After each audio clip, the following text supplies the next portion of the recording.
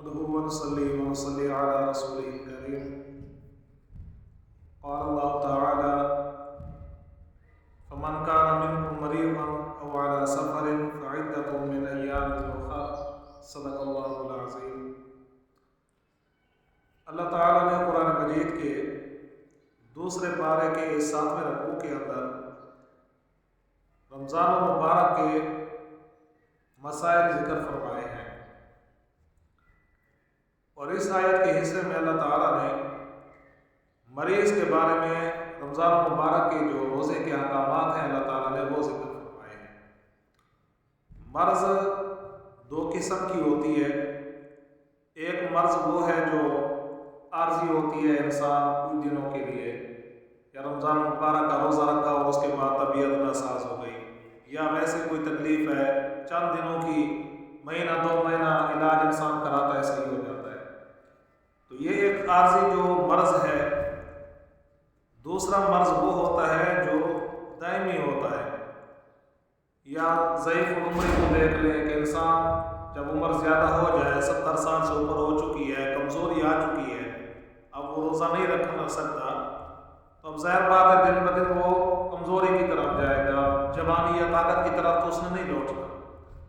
اور دوسری جو مرض ہے وہ اسی طریقے پہ ہوتی ہے کہ جو انسان کی اب ہمیشہ کے لیے ہے، اب اس کا کوئی یقین نہیں ہے، کوئی امید نہیں ہے کہ یہ انسان دوبارہ صحیح ہو سکتا ہے. یعنی بڑھاپا ہے ایک طرف سے، دوسری طرف سے کوئی نہ کوئی تکلیف بھی ہے. تو یہ 2 قسم کے مرض ہوتے ہیں. تو جو پہلا مرض ہے جو عارضی ہے، جس کا علاج کچھ عرصہ چلتا ہے پھر آدمی تندرست ہو جاتا ہے، اس مرض کے لیے شریعت کا حکم یہ ہے کہ وہ مریض جب رمضان کا مبارک مہینہ شروع ہو جائے اور بندہ بیمار ہے، روزہ نہیں رکھ سکتا، تو شریعت کہتی ہے کہ آپ کو رخصت ہے، آپ کو اجازت ہے، آپ روزہ نہ رکھیں. آپ انتظار کریں اپنی صحت کا، جب آپ صحیح ہو جائیں، صحت مند ہو جائیں، اللہ تعالیٰ آپ کو صحت یاب کر دے. جتنے دن آپ نے رمضان کے روزے نہیں رکھے اتنے دن بعد میں آپ رمضان کے روزوں کی قضا کر دیں. فطرانے کی اجازت نہیں ہے. یعنی یہ نہیں ہے کہ آپ فطرانہ دے دیں کہ میں تو بیمار تھا رمضان کے دنوں میں، اب میں اس کی جگہ پہ 2 سیر گندم دے رہا ہوں یا اس کی قیمت دے رہا ہوں یا غریب کو کھانا کھلا رہا ہوں. فطرانہ دے کے، فدیہ دے کے جان نہیں چھوٹے گی. روزہ رکھنا ضروری ہے کیونکہ آپ کی جو تکلیف تھی وہ عارضی تھی. آپ روزے کی قضا کر سکتے ہیں. جہاں پہ قضا ممکن ہے وہاں پہ فطرانہ جائز نہیں ہے. شریعت میں فطرانہ فدیہ تب ہی جائز ہے کہ جب نہ بندہ وہ روزہ ادا کر سکتا ہے نہ اس کی قضا کر سکتا ہے.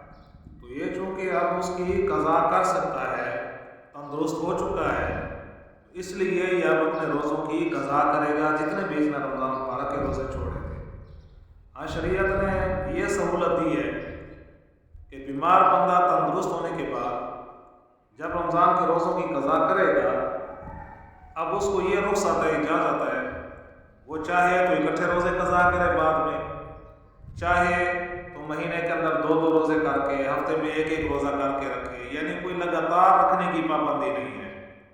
اور یہ بھی پابندی نہیں ہے کہ آپ نے رمضان کے بعد عید والا مہینے میں رکھنے ہیں یا اپنے سفر میں ربیع الاول. نہیں، پورا سال آپ کو اجازت ہے. ان روزوں کی قضا کے اندر کوئی پابندی نہیں ہے، نہ تو وقت کی پابندی ہے، لگاتار رکھنے کی پابندی بھی نہیں ہے. وہ بھی رخصت ہے کہ جیسے آپ کو آسانی ہے، جس طرح آپ آسانی کے ساتھ رکھ سکتے ہیں. چاہے ہفتے بعد روزہ 1 رکھتے ہیں، چاہے مہینے میں 1-2 روزے رکھتے ہیں، یا جب سردیوں کا مہینہ آ جائے، روزے دن چھوٹے ہو جائیں، روزے ٹھنڈے ہو جائیں، اس وقت آپ لگاتار رکھتے ہیں تب بھی اجازت ہے. یعنی کوئی پابندی نہیں ہے. اس لیے اللہ تعالیٰ نے انہی آیات کے اندر ایک جملہ ارشاد فرمایا ہے: یرید اللہ بکم اليسر ولا یرید بکم العسر. اللہ تعالیٰ تمہارے ساتھ آسانی کا معاملہ فرمانا چاہتے ہیں، تمہارے اوپر تنگی نہیں کرنا چاہتے.